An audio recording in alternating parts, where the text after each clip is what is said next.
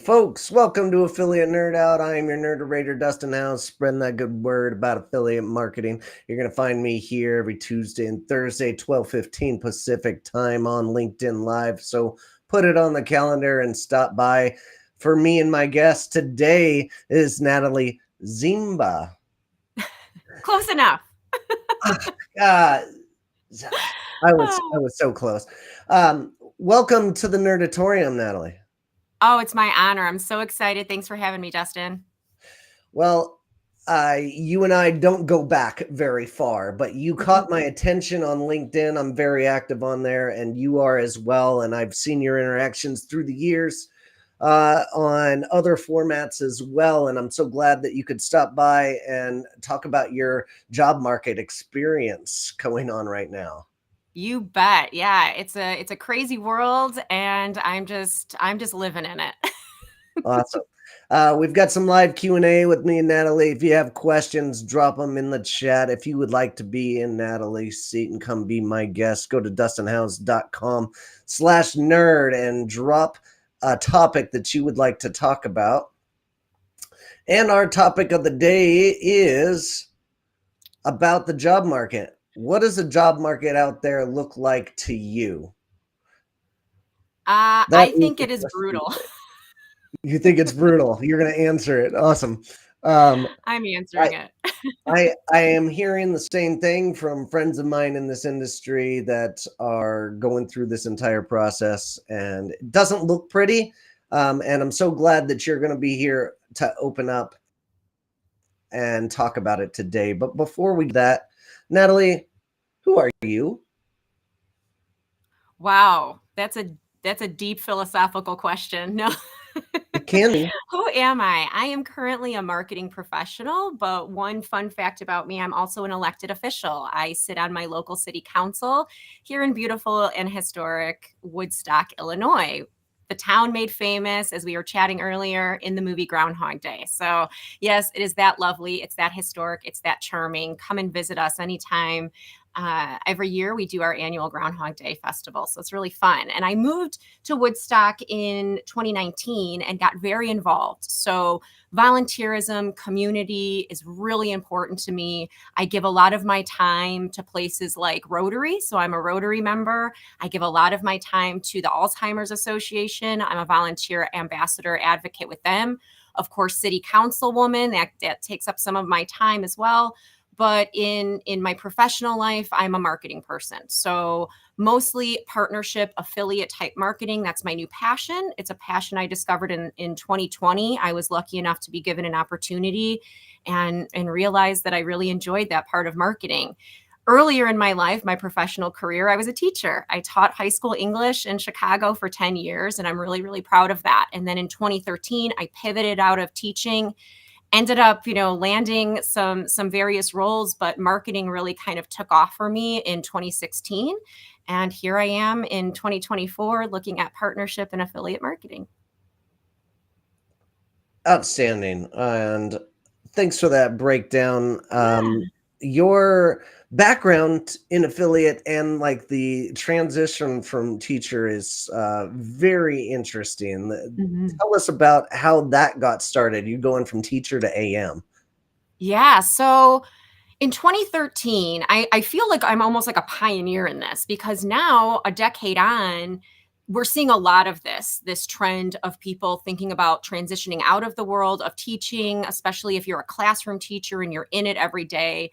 I get asked a lot, especially on LinkedIn, how did you do it? Help me transition out of, from a career teacher with a background in education. That's what my master's degree is in, into the world of marketing or possibly even something else.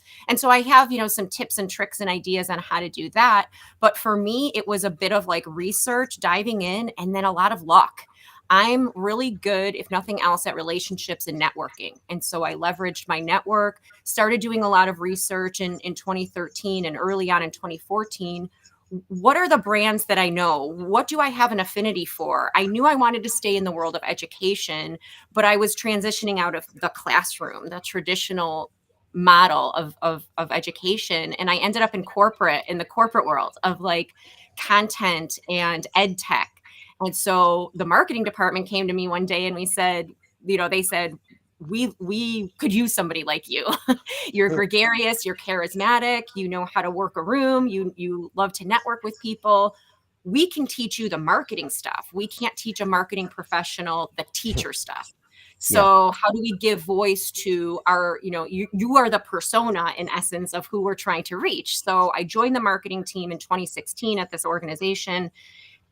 It was like a chance that I was given, and I ran with it. I ended up discovering I was really good at it and I really enjoyed it because it worked both sides of my brain. I liked the analytical, but I also liked the creative. And it gave me a lot of opportunity to work amongst, people that, again, I was trying to build a story to sell to. And that person was me at one time. So it ended up working. And then I just sort of kept building in my career, working my network, discovering other areas of interest. And then I landed up in affiliate marketing in 2020, again, sort of by happenstance. So, a CEO of a really amazing D2C direct to consumer company approached me. We started a conversation, and the rest is history. Well, awesome. Incredible journey to have that opportunity come to you and Yeah. to go after it as well is very admirable. That is a scary leap of faith that you're taking from Yeah. being in a comfortable job where you're off at 3 o'clock. No And teacher is, Dustin, that's the big misnomer. No dedicated teacher is ever truly off. They're never off the clock. And it's taxing, and it takes its toll on you emotionally. And, it can be very draining. But if you love it and you're passionate about it, teaching is so rewarding. And people ask me, do I regret teaching? I don't regret making that move. I am sad sometimes about those relationships. I really loved it. I loved being in the classroom. I loved the content. I love the students, many of whom, they're all, adults in their professional lives now. And I'm friends with many of them because it's fun to kind of keep those relationships. But Mhm. I'm glad that I fell into the world of marketing for sure. Yeah, and nobody knows how taxing that job is. My mother taught for 40 years, and I watched her teach seventh grade, and she was my favorite teacher of all time. So, um, I got to watch my mom do that for a career. I say it jokingly that you're off at 3 o'clock, but sure, her time clock was never off in all No. reality. So, um, Yeah. I say And it. I think, teachers have so many transferable skills that Mm, there are certain careers that the transition's a little bit easier to get into, things that are, people centric, customer service, customer relations, things like event marketing. Those can be a little bit easier to transition to. Marketing coordinator or like office assistants, things like that. Those can be a little bit easier because they're not as data heavy or like mhm. specific knowledge heavy where you're going to have to get recertified and take all kinds of courses and classes. Those do come into play for just professional development, but there are a little bit easier careers to transition to, for Okay. sure. And so once you got a taste of being an AM, and what did that look like as you progressed through your career to where you're at today? Yeah, well, in 2020, like I said, engaged in this conversation with this really wonderful CEO of a brand, and things were just kind of like launching and getting started. And he's a true believer in the power of affiliate and affiliate marketing, SEO, keyword content strategy. He and I started this really lovely conversation on LinkedIn. We had phone conversations, and just like I followed my gut when it was time to leave the classroom and kind of fall into the world of marketing, it was a bit of luck, but it was also tenacity. I had that same feeling in 2020 of I'm having these really organic, really awesome conversations, and they're powerful, but I don't know the world of affiliate marketing. This is a whole different, I was building out big strategic campaigns, and I was kind of touching a little bit of everything. I wore a lot of hats as a marketing manager, but now affiliate is very specific.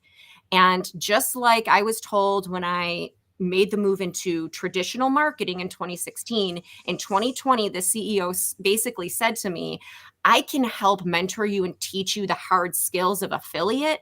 I can't teach an affiliate marketing professional your people skills. People just seem to like you. You're magnetic, you're energetic and enthusiastic. that just comes naturally to you. So I can take you and teach you the skills, but I can't do the opposite. I can't teach your people skills to an Mhm. affiliate professional. So are you willing to give this a try? What do you think? And I had to take a huge leap of faith to say, yeah, let's try this affiliate thing out. And it was really fun because I got to work alongside him as a mentor. And he showed me really the ropes and the ins and outs. And then I was building out, different tech stacks and different integrations. What I really loved, because I think my background as an English teacher, I liked the SEO and the keyword and the Hmm. content part of affiliate. And then I also loved the research, the recruiting, and the retention of affiliates. I liked the people partnership part of affiliate marketing. And then I just got approached by different organizations that said, hey, we've heard of you. We heard you're really fun and really, wonderful to work with. You're so professional. You're super responsive. Would you come to our company and do the same thing and build out a program and help to scale it? So I've done that now a couple of times. Awesome. Oh, Yeah. that's great background, especially if you're switching out your niche or vertical, getting, new experiences under your belt is super important to this career and Yeah. developing. I think, I mean, some people love staying at a company for 10 years. No offense, Nick over at Envato, but uh, I feel like you're underutilizing your skill set if you stay at one place for too long, especially in the affiliate realm. But it can get comfortable. So it sounds like you like new challenges, and with those new challenges, you're on the job market right now. What are Mhm. you seeing out there that you want to talk about? Sure. And I'll take one step back. It's not that there's this huge misnomer and the misconception of like, oh, people are job hoppers. If an opportunity presents itself and it feels right, trust your instinct. And if it doesn't, stay where you are comfortable and just kind of keep upskilling and see if there's other moves within that organization that might work if you can, build up into like a leadership role. I'm glad I did what I did. It's out of my system. I'm now ready to find that place that's a good fit for me, that's intentional and purposeful, because interviewing the place of potential employment, I'm interviewing them as much as they're interviewing me. Mhm. And I really, really believe in that. So finding a good cultural fit, a place that has a mission behind them that fits with me really well, that we're going to gel together, that I like the team I'm going to be with, that's important because now in my career I'm ready to settle in and find a place. Hey, in 10 years, 15 years, not only do I hope that that brand and that organization is still around, that I'm there growing with them. So that's really what I'm looking for. What I'm seeing in the job market, I don't think it really matters the kind of industry. There's still a lot of turbulence and a lot of uneasiness in the job market. And I say that with all due respect, but there are so many layoffs still happening. And I'm thinking, well, if the economy is right sizing itself, that's not what I'm seeing anecdotally on places like LinkedIn or on Indeed, right? I'm seeing people desperate for jobs. I'm seeing people hunting, searching, looking for a community, people that empathize with what we're all going through in this moment. So I'm seeing a lot of turbulence, and I'm still seeing like big companies laying off 5%, 10% of their workforce are getting riffed, and that's really scary. Yeah, it definitely is. You brought up a good point. Like affiliate managers aren't necessarily job jumpers No. per se, but I've heard a statistic before of like CMO's average lifespan at a company is 3 years, and Hmm. even a CMO, like whether the company is going a different direction or a CMO's got a new opportunity at a different company, that seems like a short cycle, and I think the same applies to the affiliate managers out there. Yeah, and Even that's interesting, and of course, you would know better than I because this is, you're marinating in this world all the time, every day, and I think because you're coming in typically, and this is what I've been asked to do, come in, build a program, and scale it, and then just kind of keep working it. Some affiliate managers, and maybe it's most, statistically see, okay, I've gone so far. now what else is the new challenge? What else can I do? And for me, I thought, well, what else can I do would probably be in a different vertical or a different kind of niche. So I went from D2C, direct to consumer, e-commerce into the world of like SaaS and technology, and trying to build out and like scale more channel type partnership programs versus straight up affiliate programs. Mhm. That's a big challenge because it's really different. You're working with different technology. Sales cycles look really different, and I liked the challenge. But like I said earlier, it's out of my system now, and I want to go back to like what I know I'm really good at, Okay. and I want to lean into that skill set and find a place that doesn't necessarily need me to build and scale everything. Maybe they have a little bit of the groundwork laid, they have a foundation, they have the good bones of what an affiliate program is, and now they need an expert to come in and really help to scale and drive and maybe optimize that program. Maybe go out and like hunt for some really different kind of affiliates, Mm. and then not only find them and get them, but then like nurture them to their best performance too. That's what I'm good at. Beautiful. Well, it's good that you know your specific skill set and Mhm. where you want to be in a career, and that brings me to like your job hunt situation. And it is a early time in the episode to defend your post, but this is how you got on my radar. Mhm. um, just last month I saw you uh, eh, make stop requesting free work from applicants. We are not to be exploited. Our time, skills, energy, professional acuity, and work is of value. Stop trying to exploit it.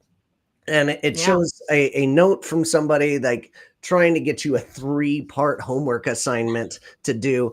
And the comments in this post and the reposts and the engagement were really, really good and eye-opening to where it hit my algorithm and Mhm. brought up something that I didn't really recognize out there. But you are seeing a trend of people asking for assignments without pay, essentially. Yeah, and I think it's epidemic. It's an epidemic right now, and it's not just hitting the world of affiliate or even marketing. And there's sort of two schools of thought here, and I'll touch on both. One, look, I don't mind if I've gotten really late on into the interview process, and you're asking me to maybe put together like a 30, 60, 90-day plan. And you want me to then go on an interview and screen share and give you some of that intellectual property. One thing I will always say is don't allow it to be recorded. Okay. If you're going to do that and you're going to put together, however, you're going to put a deck together and you're going to give your intellectual property away, so to speak, do so later on in the process. That post, what I posted, came immediately after just a 30-minute conversation. The Wow. initial conversation, the interview went really well, but early on in that 30-minute conversation, I almost had the sense of, oh, I see what this is, right? They're going to try to, probably interview 10, 15, 20 people and kind of gather and harness data and information from them. And guess what they wanted me to do? Put it into a Google spreadsheet, into a Google sheet, which is open. There's no way to like lock it down. And they're going to probably scrape that data from all of these different people interviewing. And then boom, they just got a bunch of free work that they didn't have to do. It looks very different. If it's a legitimate organization, if it's an agency, if it's, you're going direct to consumer, you're going to work for a brand, whatever it is. If it's the third, fourth, fifth round of interview and you're asking me to do something, I'm good with that. But Hmm. don't ask me to do it after just talking to me for 30 minutes and then call it a homework assignment. I haven't done or given a homework assignment for 10 years since I was teaching. Yeah. So, it looks different, it feels different. And I thought there's no way I'm the only one experiencing this. And it's not just touching the world of affiliate marketing, it's touching across all different industries and all different verticals. And if you're going to give away your work for free, at least know it's later on and you've got a shot at the job. Don't do it, after the initial phone call or the initial Hmm. Zoom conversation, because you don't know what they're going to do with it or how they're going to use it. And I just find it really disingenuous, and I don't like the practice whatsoever. So Yeah, and we've got some interactions. There's a sad face, and it sounds like somebody might be out there going through the same kind of thing. mhm. So you said there was two parts of this. The one is they're asking too early, Yeah. but you're okay giving something on a live version, and I really love the takeaway of let's do this on a live version Mhm. so that you get to keep those properties. So what about on the other side? Has anybody offered to pay you for your time to put these together? Yeah, so that's really interesting. So if you are asked to provide something like, "Hey, I want you to import some information into this Google Sheet," then they have to be upfront and let you know what they're going to do with it. They're not only going to analyze it, that they may end up actually using your work. And then that's when you come forward and say, in order to do that, here's my, hourly rates. From what I'm seeing, this project or this assignment is probably going to take me about 4 to 5 hours to complete. And this is my going rate to do that. If you want to move forward and see my work, that comes at a cost. And I think just being really honest and really open about having that conversation, you can't be afraid to push back. And I think right now, there's a level of, and this is a tough word to say, but there's a level of desperation to get the job. And people are Mhm. willing to like give that away because they're afraid to push back and say, and like gate their intellectual property. It's yours. If they really want somebody to do the work, hire a freelancer to do it. Pay something nominal and just get the work done. Don't expect people to do it for free. I just don't like that expectation. And there's different schools of thought, and I get it, and it was controversial, but I also think it's emotional, and people saw that post and they felt like, yeah, this has happened to me, and they started commenting and reposting with comments and things like that, and it just kind of it took off. Yeah, and it was something that needed to be said by somebody out there in that job market. I'm really Yeah. glad you did. Yeah. I've seen this before with clients where they want to go through this practice, and I get it. They would like the free advice and Mhm. like strategy coming from a different angle and not having to pay for it. It sounds like a dream for a company, but it isn't right to the folks that you're trying to employ, No. and leading them on in that kind of fashion is just downright a little bit on the slimy side. So what I Yeah. have seen though, companies that I've worked with, and I make sure that they employ this tactic, is to pay something, like even if it's 20 $30 an hour, and pay them for 10 hours of work to get this assignment done that they know is going to take some time. Go out there and do it. And I think you're going to get better results as a company if you're Mhm. practicing that kind of way. Um, I agree, and I don't think there's anything wrong with that at all. And like I said, even if it's, you're interviewing, because this has happened to me multiple times in the last 6, 7, 8 months. I've been asked to do work, but I know it directly aligns to the job I'm applying for, and it was much later on in the process, right? It was during the third or the fourth round of interviews. Hey, can you take maybe 2 or 3 hours? Here's what we need you to complete. And I'm thinking, yeah, that's a no brainer. That I can do that in my sleep. So it wasn't. It. I didn't feel that it was disingenuous. mhm. But being asked to do that after just one conversation, or even the second, and just following my instinct, it didn't feel right, and I didn't like it. It had to be called out. Well, great call. So you mentioned something about the assignments in general. So Mhm. you touched on this a little bit, but you feel like the best way to approach this, if they do make that assignment, especially on the too early side, you like to come back with an email and say, this is my hourly rate, or like, I'm happy to give you that to you in a live interview. Um, is there a wrong way to approach this? Like, just doing the work and like not second guessing it? Yeah, I guess, like I'll go back to trust your gut, trust your instinct if it doesn't feel right. And I think doing something that's just open, where you're putting the work into something shareable, I don't like that. Hmm. I think it's totally fair to say, here are a few examples of work I've already done, and either have a portfolio or some links together. I've put together, I've used Loom a couple of times and done pre recorded things and walked through work I've already done.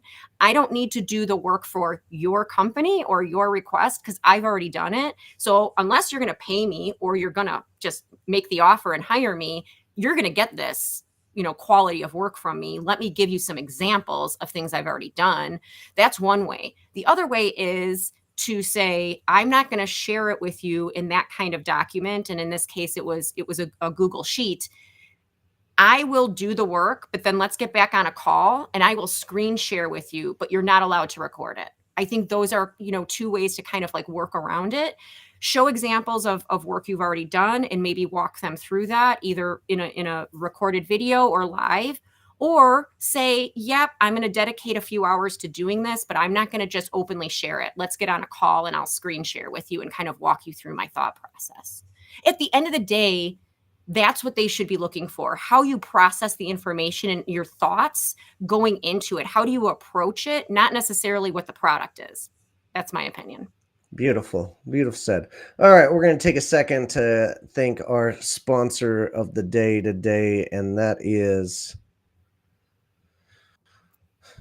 JEB Commerce. Elevate your affiliate marketing game with JEB Commerce, a specialist since 2004.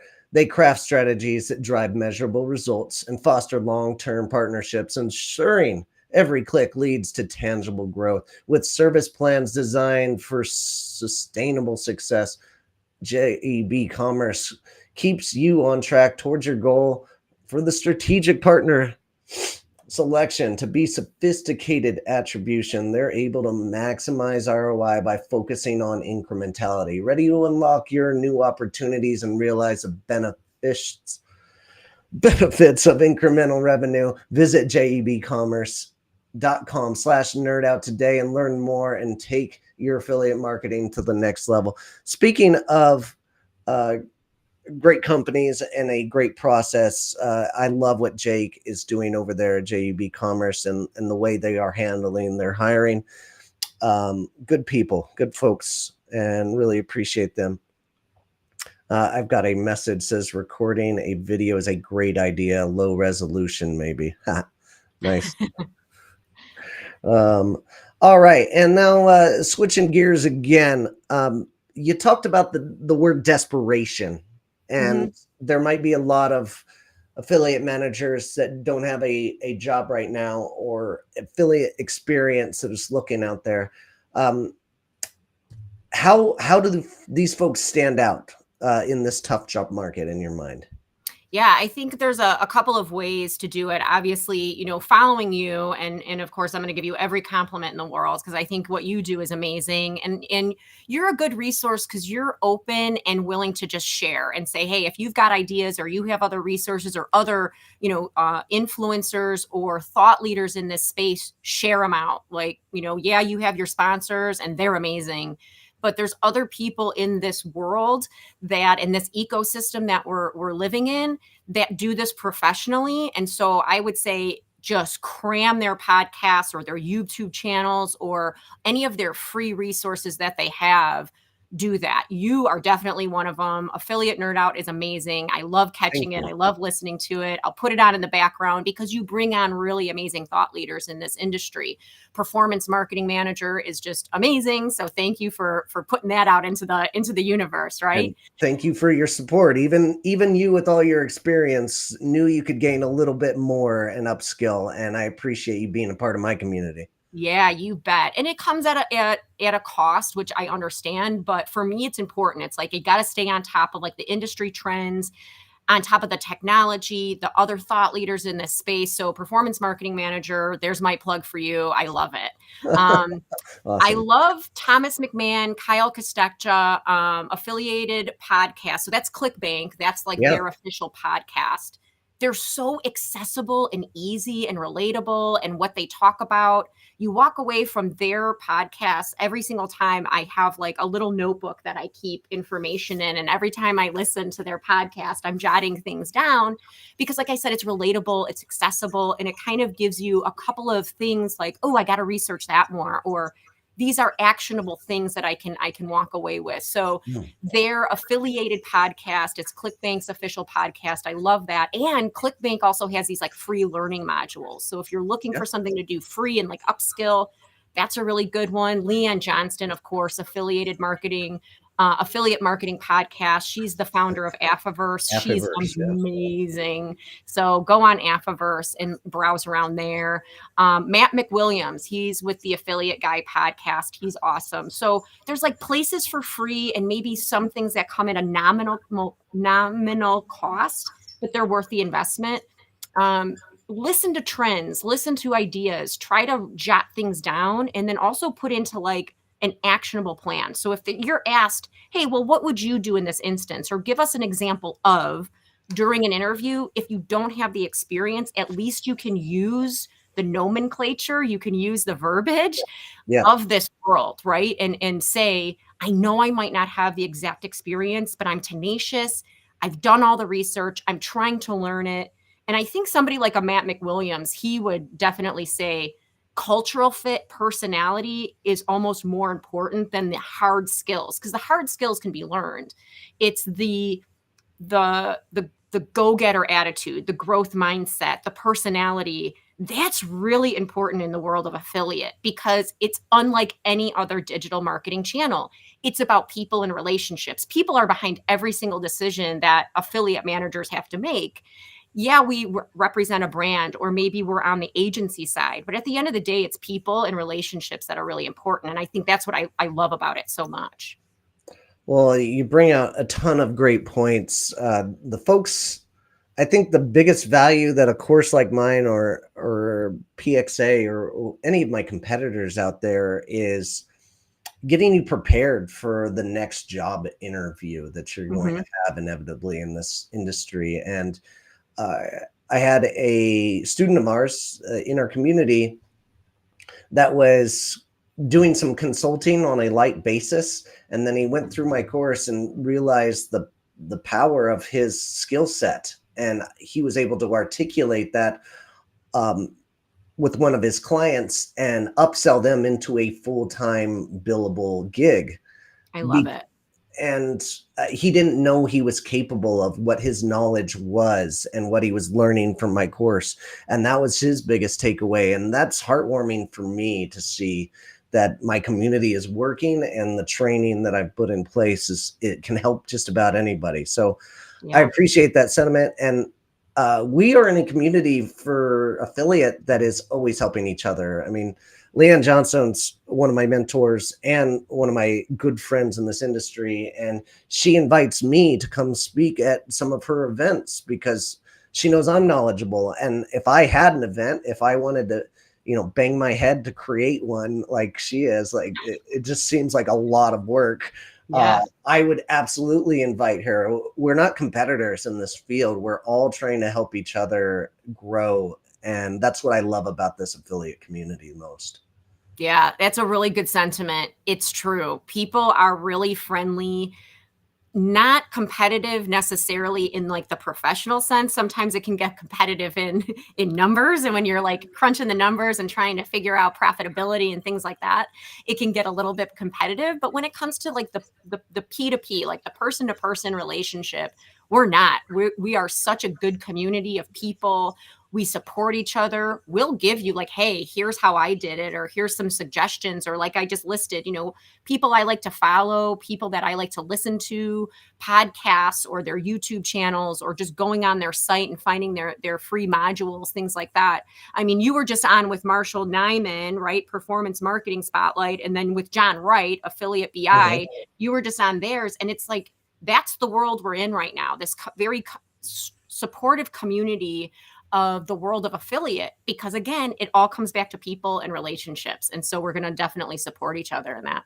Absolutely. And speaking of community, the PMA has been incredible for me and my career growth throughout the years. Mhm. And I've been a big supporter of what they do. I'm on the board now and just love how they're giving back to the community with their annual membership. And you get a free ticket to ASW every year, which pays for itself, which is pretty incredible. But how important is community during this time of like your job hunt? It's so critical. I think to have other people say, I hear you, I identify with you. The word empathy cannot be overused. People who have gone through it and really understand there's an emotional tax, and you pay that emotional tax every day, whether it be the grueling application processes, the research.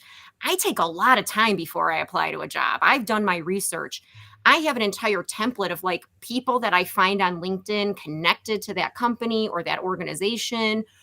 I reach out to them and say, here's why I'm a good fit for this role. This is why you should hire me. You know how long that takes to do for all of the different companies? But Yeah. that's important to me. And I think that says something about me and my work ethic. And it's challenging, it's grueling. I've had so many nights where I'm up real late into the morning hours doing this because it's like a full-time job applying for jobs. Yeah. And when you either, you get ghosted, you get rejected, you get you apply and then 20 minutes later you get the auto, rejection. It doesn't feel good. And so having the community of people who say, I see you, I get it, I understand, and then take the next step and say, how can I help you? Are there Right. people that you see that I'm connected to? Do you want me to reach out on your behalf? Or hey, here's a couple of really interesting roles that you might want to look at. I don't know if you've looked at them yet, but here's some ideas. I am all about that. If there's a way I can help and pay it forward for other people, I'm in. Like I will do that all day because other people have done it for me. And just doing it, whether it's publicly in like comments and working like online in a community, or in a forum, publicly or privately, just like DMing people and say like, wow, I heard you on this podcast, or I saw the post you put out. I hear you, I get it. Sometimes that's all you need. It's just like a few words of encouragement, and that's really important. Well said. And I find extreme value in the same. Just that support when you're down and the folks know it, they all come running. And Yeah, it is something special and brings a tear to your eye. it's true. All right. As we wrap this up, how do folks connect with you? Biggest thing is LinkedIn. I'm super active on LinkedIn. I spend a lot of time there. People, community, and really, relationships, very important to me. And that's where I do it professionally. And find me on LinkedIn, just Natalie Ziemba. My photo look how looks how I look here. I look how I look in my profile photo, so you can't miss me. And yeah, reach out. Please, comment on anything you see. Be friendly, be professional, and then send me a message. I love, if I get messages, I'll respond to you. So make sure, you connect with me or follow me, and don't be afraid to message. Awesome. Well, I really appreciate your time today, and thank you for being open and honest with this job market. I know how tough it is out there, Yeah, and this has been a great conversation, and so glad we could openly talk about it today. So thank you so much. you're welcome. And I appreciate you. Thank you for having me on. This was great. Awesome. If you want this episode and others, make sure you hit that subscribe QR code up here in the top corner. And for those of you out there that are actively recruiting affiliates, go check out my product, affystash.com, and we'll see you out there. Take care, folks. Bye.